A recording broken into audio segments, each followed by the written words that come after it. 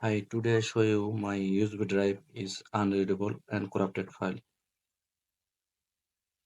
Here my USB drive. Now click. Here the message is showing E is not accessible. File or drive is unreadable. Now I click OK.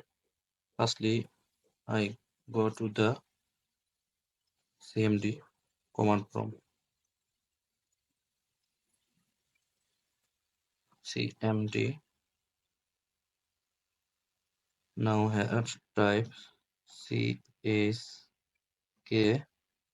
TSK space /app space my drive directory is E. Now hit the enter button. Here the process is started. You can see and finally find the whole file which is included in my USB drive.